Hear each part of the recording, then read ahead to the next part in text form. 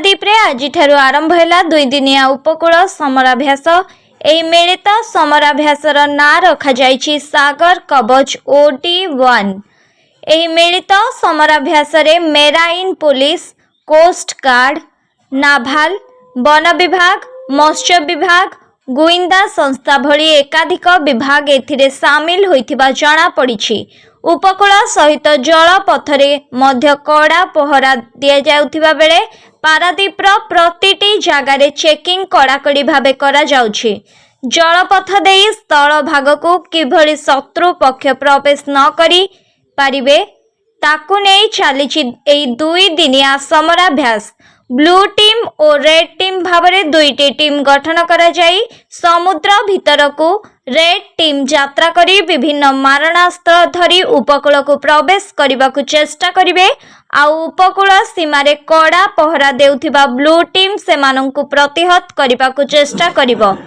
21/11 मुंबई आक्रमण परे उभय राज्य और केंद्र सरकार पक्षरु उपकूल सुरक्षा पाई प्रतिवर्ष एही समराभ्यास करा जाइथाय। पारादीपरू विश्ववल्लभ नंदन रिपोर्ट बन्ना टीवी।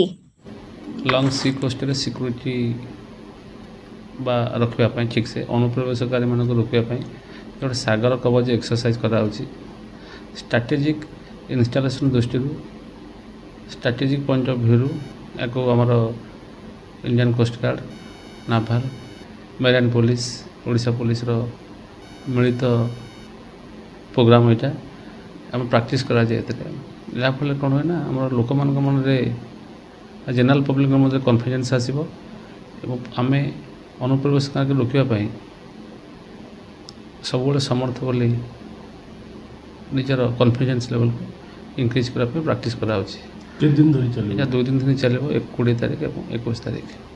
केते नियोजित अच्छा प्राय आमर समुदाय ना 3 प्लाटून फोर्स नियोजित अच्छा किसी ऑफिसर नियोजित अच्छा जेनराली कोस्टाल रहा कथा coastal security point of view रहा कथा।